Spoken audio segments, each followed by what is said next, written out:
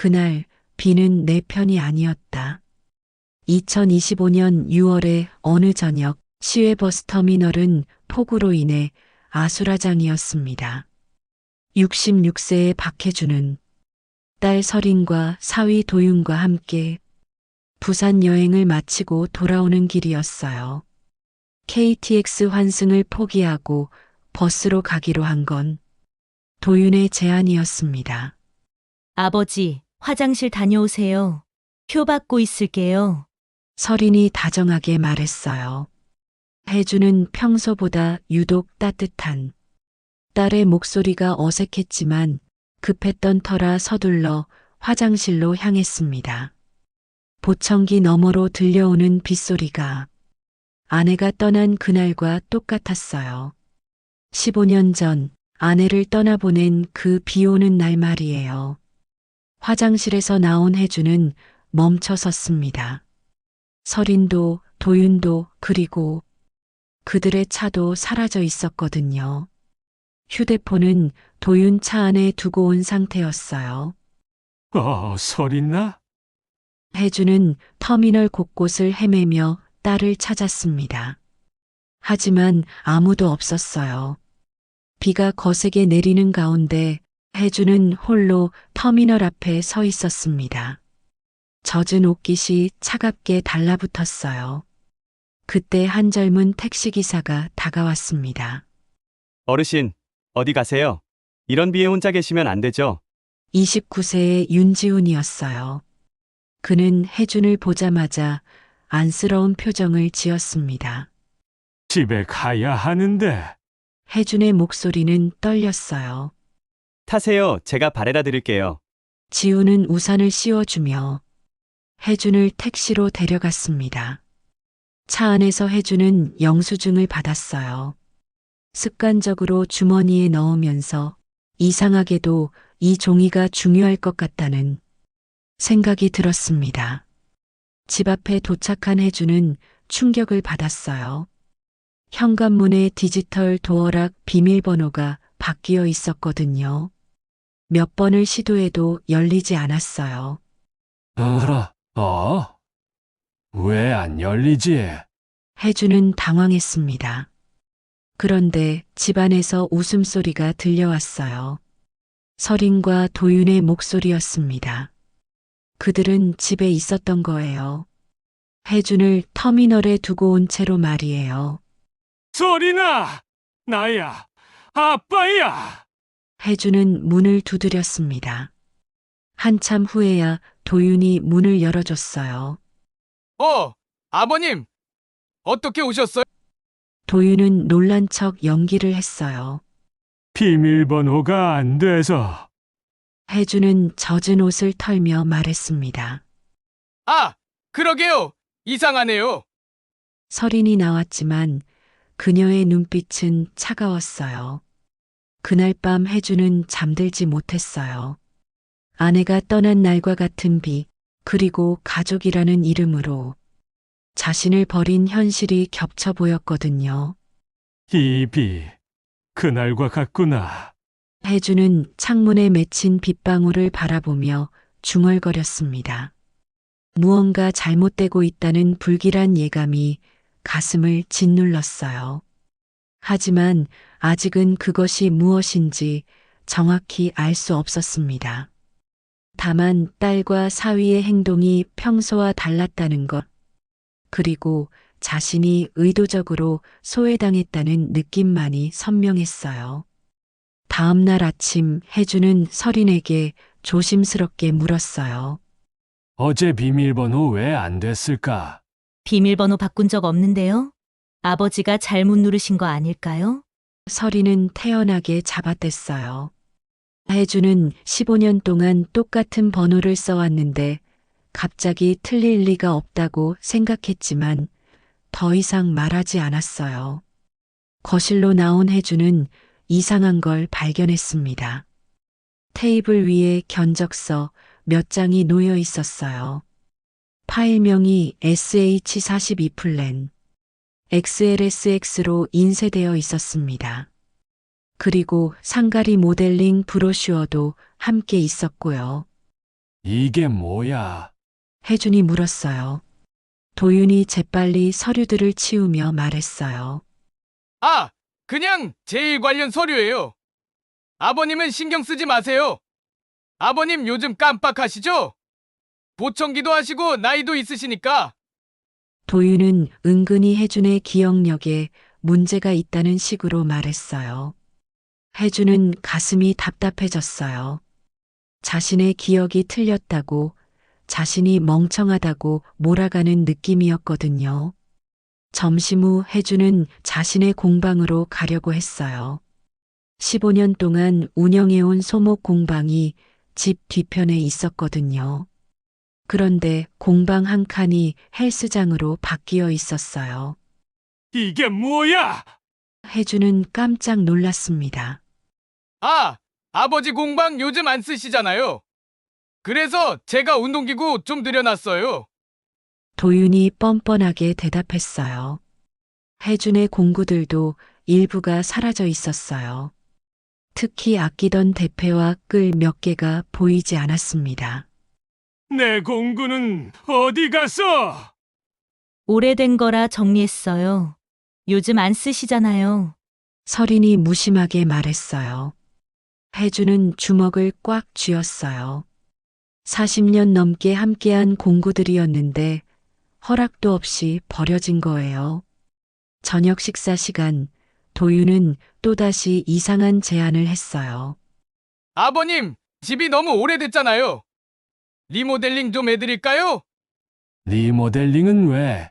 요즘 집값도 많이 올랐고 리모델링하면 더 좋아질 거예요. 그런데 대출 받을 때 명의를 잠깐 저희 쪽으로 옮겨두면 이자가 더 쌀 거예요.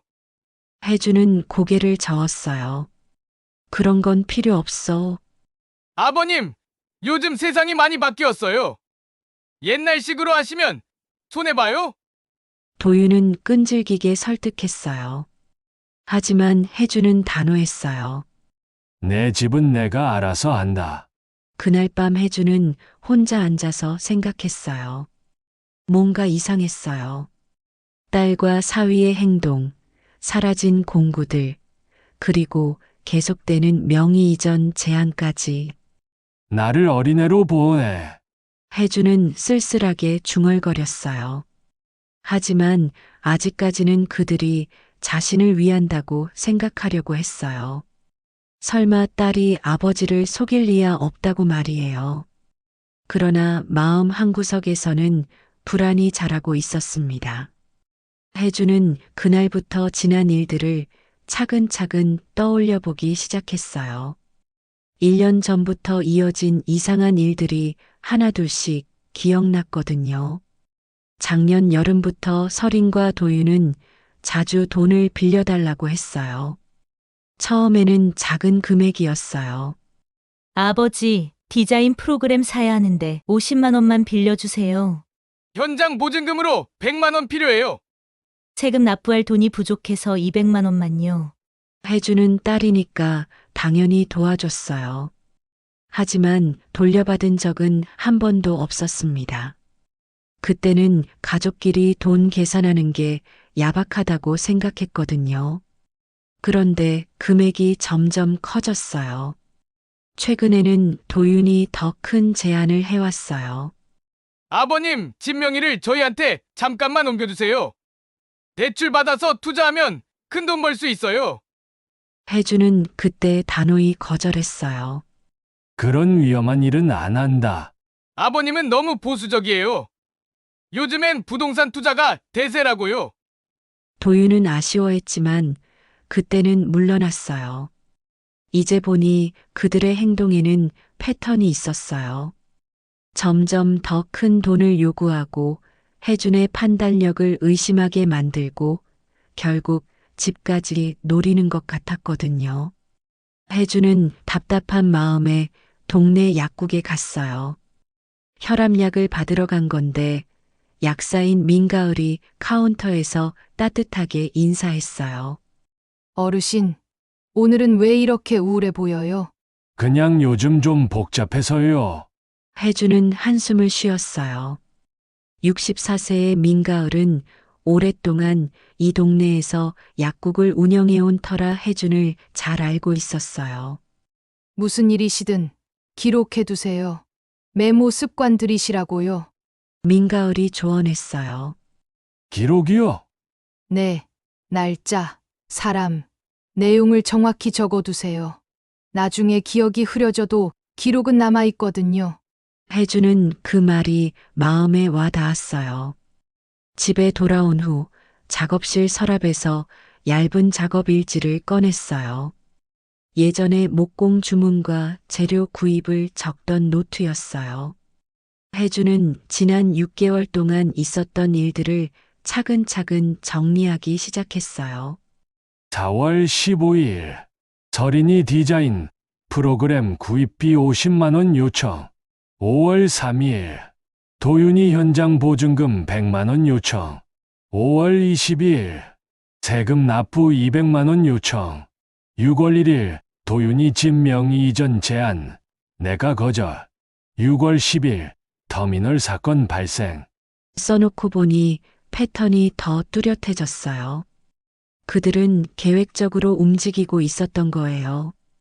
혜주는 펜을 꾹 쥐고 마지막 줄을 적었어요. 6월 11일부터 나는 기록한다. 이제 더 이상 당하고만 있을 수는 없다고 결심했어요. 66년을 살아온 인생이 결코 호락호락하지 않다는 걸 보여줄 때가 온 거예요. 이미 그들의 책상 위에 있었다.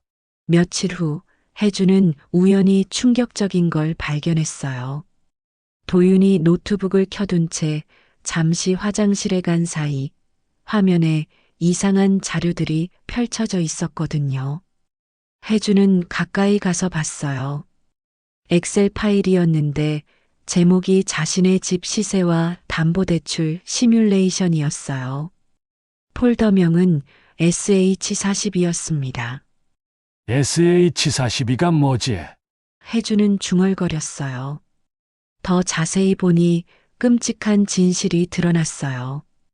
SH는 SEORIN과 한, 즉 설인과 도윤의 이니셜이었어요. 그리고 42는 혜준의 집대지 면적 42평을 의미했습니다. 파일 안에는 더 구체적인 계획이 적혀 있었어요. 1단계 공방 폐쇄 유도, 2단계 임시 명의 이전 추진, 3단계 신축 아파트 청약 자금으로 전용. 혜주는 손이 떨렸어요. 이건 단순한 도움 요청이 아니었어요. 치밀하게 계획된 재산 갈취였던 거예요. 더 충격적인 건 시세 계산이었어요. 혜준의 집과 공방터를 합치면 15억 원 정도의 가치가 있다고 적혀 있었거든요. 혜준 자신도 몰랐던 정확한 시세였어요. 내가 이렇게 무능해 보였나? 혜준은 씁쓸했어요. 하지만 곧 분노가 치밀어 올랐어요. 자신을 바보로 여기고 이용하려 했다는 사실이 참을 수 없었거든요. 혜준은 서둘러 노트북 화면을 사진으로 찍었어요. 증거를 남겨야 했거든요. 그날 오후 혜준은 공방 서랍에서 오래된 장부들을 꺼냈어요.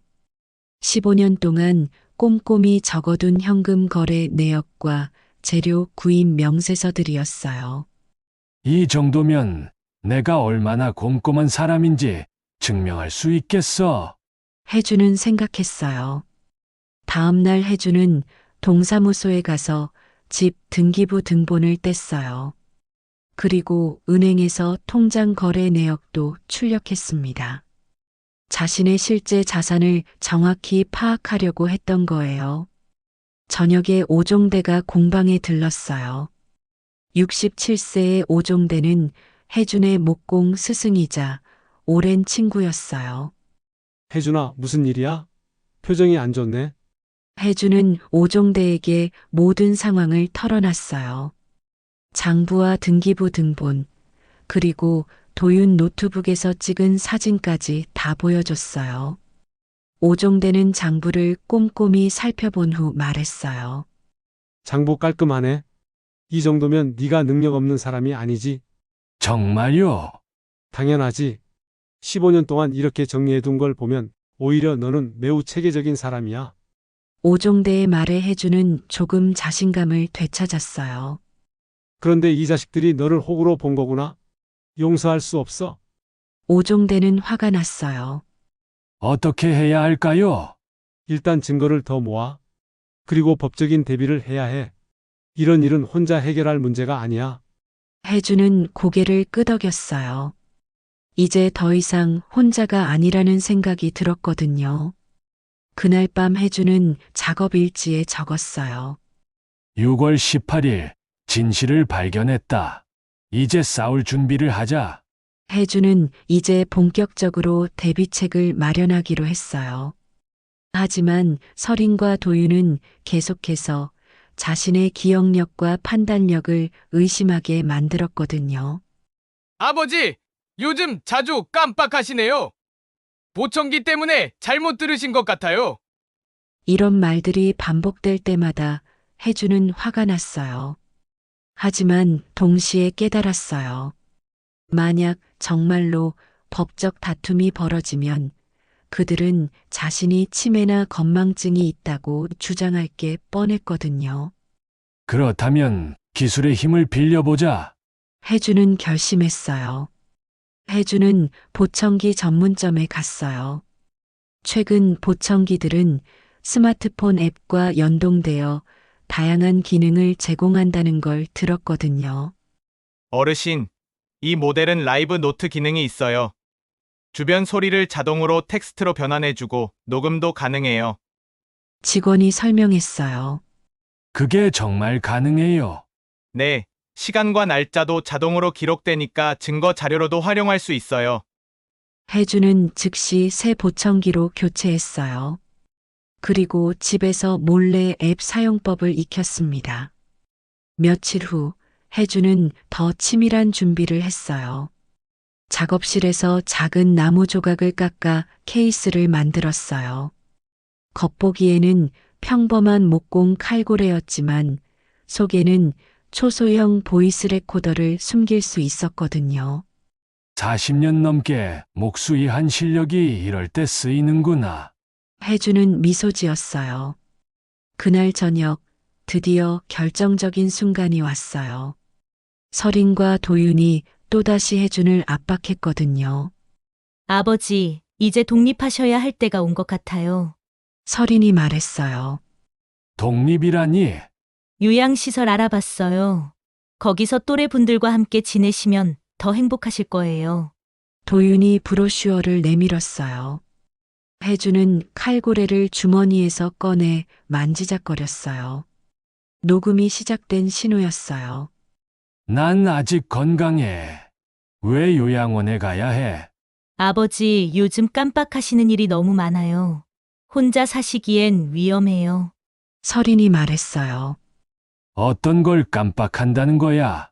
비밀번호도 틀리시고 물건도 어디 뒀는지 모르시고 도윤이 거들었어요. 그건 너희가 바꾼 거 아냐? 아버지, 또 그런 말씀하세요? 우리가 언제 바꿨어요? 설인의 목소리가 짜증스러워졌어요. 해주는 보청기 앱을 확인했어요. 모든 대화가 선명하게 녹음되고 있었습니다. 시간과 날짜도 정확히 기록되고 있었고요. 다음날 해주는 예전 공방 단골이었던 노아진 법무사를 찾아갔어요. 35세의 노아진은 해준이 만든 책상을 사무실에서 쓰고 있을 정도로 가까운 사이였어요. 아저씨, 이거 심각한 문제네요. 노아진은 녹음 파일을 듣고 난 후 말했어요. 어떻게 해야 할까? 일단 재산부터 보호해야 해요. 현금을 분산해 두시고 유언대용 신탁도 설정하세요. 유언대용 신탁이 뭐예요?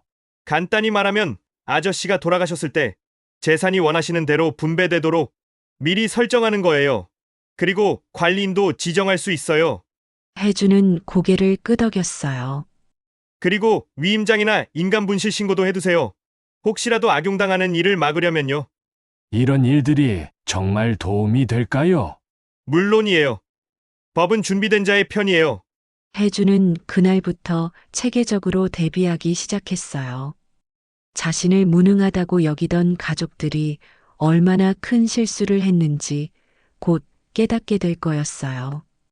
혜준이 법적 준비를 하고 있던 어느 날 뜻밖의 도움이 찾아왔어요. 약국에서 약을 받으러 갔을 때 민가을이 혜준을 보더니 반가워했어요. 어르신, 그날 터미널에서 많이 힘드셨죠? 터미널이요. 폭우 내리던 그날이요. 어르신이 혼자 젖어 계시던 거 봤어요. 우산 건넨 사람이 저예요. 혜준은 깜짝 놀랐어요. 그날 밤 비를 피할 수 있었던 건 민가을 때문이었던 거예요. 정말요. 고마웠어요. 아닙니다. 그런데 가족분들은 어디 계셨어요? 이상하더라고요. 민가을의 말에 혜준은 가슴이 뜨거워졌어요. 누군가가 그날의 진실을 봐주고 있었던 거예요. 혹시 그날 일을 기억하세요? 물론이죠. 6월 10일 저녁 8시쯤이었어요. 제가 야근하고 있었는데 터미널 앞에서 어르신이 혼자 계시더라고요. 이건 완벽한 증언이었어요. 혜준이 가족에게 버림받았다는 객관적인 증거였거든요.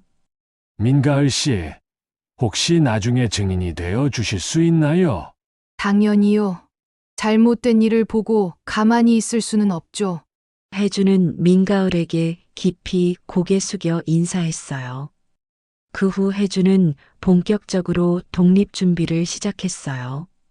공방의 비품들을 하나씩 정리하며 현금화했어요. 40년 넘게 모은 고급 목공 도구들이 제법 큰 돈이 되었거든요. 특히 일제강점기부터 내려온 희귀한 대패 몇 개는 골동품상에서 예상보다 훨씬 높은 가격을 불렀어요. 혜준도 몰랐던 가치였죠. 이 대패는 정말 귀한 거예요. 요즘은 이런 수제품을 구하기 어려워요. 골동품상 사장이 감탄했어요. 혜준은 뿌듯했어요. 자신이 평생 소중히 간직해온 것들이 진짜 가치를 인정받는 기분이었거든요. 오종대가 도움을 줬어요. 혜준아, 내가 아는 곳에 작은 작업실 겸 원룸이 하나 있어. 월세도 적당하고 무엇보다 채광이 좋아. 정말요?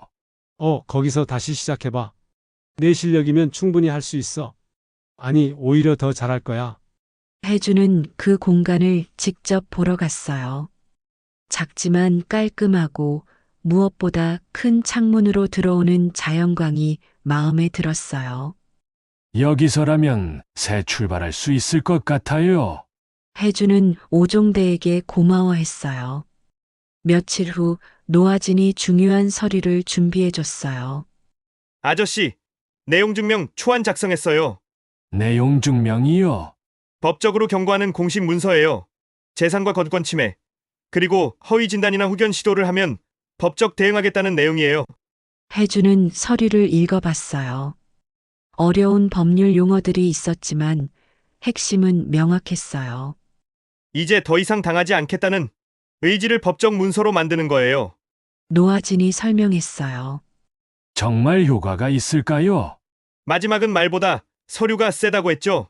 특히 이런 가족 간의 분쟁에서는 더욱 그래요. 혜준은 이제 모든 준비가 끝났다고 생각했어요. 녹음 파일, 작업일지, 증인, 그리고 법적 문서까지. 더 이상 당할 이유가 없었거든요. 저녁 무렵 혜준은 새로 임대할 작업실에서 마지막 점검을 했어요. 내일부터는 이곳이 자신의 새로운 터전이 될 거였어요. 66년을 살았는데 이제야 진짜 내 공간을 갖게 되는구나. 혜준은 감회가 새로웠어요. 창밖으로 석양이 지고 있었어요. 새로운 시작을 앞둔 혜준의 마음도 따뜻해졌습니다. 드디어 결정적인 순간이 왔어요. 설인과 도윤이 혜준에게 마지막 통보를 했거든요. 아버지, 결정하세요. 분가하시든지 요양시설로 가시든지. 분가라니? 이게 내 집인데. 아버지 혼자 살기엔 너무 큰 집이에요. 우리도 생활이 있잖아요. 설인의 목소리는 차가웠어요. 요양시설이 훨씬 편하실 거예요. 거기서 또래분들과 함께 지내시면 되잖아요. 도윤이 브로슈어를 다시 내밀었어요. 혜주는 잠시 말없이 그들을 바라봤어요.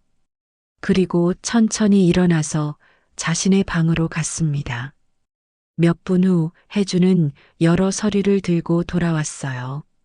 녹취 파일이 든 스마트폰, 작업일지, 택시 영수증, 등기부 등본 사본, 그리고 내용 증명서까지 모든 것을 거실 테이블 위에 차례로 정렬했어요. 설인과 도윤은 당황한 표정을 지었어요. 이게 뭐예요? 도윤이 물었어요. 혜주는 한 박자 쉬고 조용히 말했어요. 내가 무능하면 이 증거는 누가 모았을까? 설인과 도윤의 얼굴이 파랗게 질렸어요. 혜주는 스마트폰을 켜서 녹음 파일을 재생했어요. 며칠 전 그들이 혜준을 요양원에 보내려고 했던 대화가 선명하게 흘러나왔습니다. 6월 15일 오후 7시 30분. 너희가 나를 치매 환자 취급하며 요양원에 보내려고 한 대화다. 도윤은 변명하려고 했어요. 아버님, 그건 하지만 혜주는 계속했어요. 작업 일지를 펼치며 말했어요. 1년간 너희가 빌려간 돈 총 850만 원. 날짜와 금액이 다 기록되어 있다. 그리고 택시 영수증을 보여줬어요. 6월 10일 밤 너희가 나를 터미널에 버리고 간 날의 택시 영수증이다. 기사도 증인이 될 수 있다. 마침 그때 현관벨이 울렸어요. 윤지훈이 혜준이 부탁한 물건을 가지러 온 거예요. 어르신, 무슨 일이세요? 지훈은 집안 분위기가 이상하다는 걸 눈치챘어요. 혜준은 지훈에게 설명했어요. 이분이 그날 밤 나를 집까지 데려다 준 택시 기사님이다. 지훈은 상황을 파악하고 말했어요. 아, 그날 정말 이상했어요. 폭우가 내리는데 터미널에 혼자 계시더라고요. 가족분들은 어디 가셨나 했었는데 설이는 결국 말문이 막혔어요. 혜준은 마지막으로 내용 증명서를 테이블 위에 놓았어요. 이 서류는 내일 너희에게 공식 발송된다. 재산 침해, 거주권 침해, 허위 진단이나 후견 시도 시 법적 대응하겠다는 경고문이다. 도윤이 떨리는 목소리로 말했어요. 아버님, 우리가 잘못했어요. 하지만 혜준은 단호했어요. 열을 줄게. 이 집에서 나가라. 아니면 내가 나간다. 대신 너희와의 법적 관계는 정리한다. 설이는 울먹였어요. 아버지, 가족이라는 말로 나를 속이고 이용한 너희에게 할 말은 없다. 혜준의 목소리는 차가웠지만 흔들림이 없었어요. 66년을 살아온 한 남자의 존엄이 그 말 속에 담겨 있었습니다. 3개월이 지난 2025년 10월, 혜준의 삶은 완전히 달라져 있었어요. 작은 작업실 겸 원룸에서 새로운 시작을 한 거예요. 오종대가 소개해준 그 공간은 비록 작았지만 혜준에게는 자유로운 공간이었습니다. 혜준은 그곳에서 목공 클래스를 열었어요. 동네 아이들에게 목공 기초를 가르치고 시니어들과 함께 낡은 가구를 수리하는 봉사활동도 했어요. 할아버지, 이 의자 어떻게 만드는 거예요? 초등학생 민수가 물었어요. 천천히 해봐. 나무는 급하면 안 된다. 혜주는 아이의 손을 잡아주며 말했어요. 아이들의 웃음소리가 작업실에 울려 퍼졌어요. 15년 전 설인이 어렸을 때도 이렇게 함께 만들기를 했던 기억이 났어요. 하지만 이제는 아프지 않았어요. 어느 날 혜준의 우편함에 편지가 하나 들어 있었어요. 설인에게서 온 편지였어요. 아버지, 미안합니다. 저희가 너무 큰 잘못을 했어요. 용서해달라고 말씀드릴 자격도 없지만 아버지가 건강하게 잘 지내신다는 소식을 들어서 다행입니다. 혜주는 편지를 끝까지 읽었지만 답장은 쓰지 않았어요. 대신 작업대에 앉아서 새로운 칼고레를 깎기 시작했어요. 40년 넘게 함께한 오래된 칼고레 대신 새로운 삶을 위한 새로운 칼고레를 만들고 있었던 거예요. 혜준아, 커피 가져왔어. 민가을이 따뜻한 커피를 들고 들어왔어요. 고마워요. 요즘 어떠세요? 좋아요. 어르신이 여기서 하시는 일 보면 정말 보람차 보여요. 민가을은 혜준의 새로운 삶을 가장 가까이서 지켜보고 있었어요. 그녀도 혜준의 변화가 놀라웠어요. 3개월 전만 해도 우울하고 지쳐 보였던 혜준이 이제는 생기가 넘쳤거든요. 저녁 무렵 오종대가 들러서 말했어요. 혜준아, 다음 달에 동네 문화센터에서 전시회 한다는데 내 작품들 출품해보면 어떨까? 제 작품을요. 이번엔 네 작품으로 전시해보자. 그동안 남들 것만 만들어줬잖아. 혜준은 고개를 끄덕였어요. 이제 자신만의 작품을 만들 때가 온 것 같았어요. 그날 밤 혜준은 창문을 활짝 열었어요. 비갠 가을 하늘에서 시원한 바람이 불어왔어요. 비는 늘 온다. 하지만 다음날 하늘을 여는 건 내 두 손이다. 혜준은 새로 깎은 칼고레를 쓰다듬으며 중얼거렸어요. 이제 새 학생들이 앉을 의자를 만들 차례였어요. 작업대 위로 비갠 가을빛이 따뜻하게 내려앉았어요. 66세에 시작하는 인생 2막이 이렇게 아름다울 줄은 몰랐어요. 혜준의 두 손이 다시 움직이기 시작했어요. 새로운 목적을 위해, 새로운 사람들을 위해 말이에요.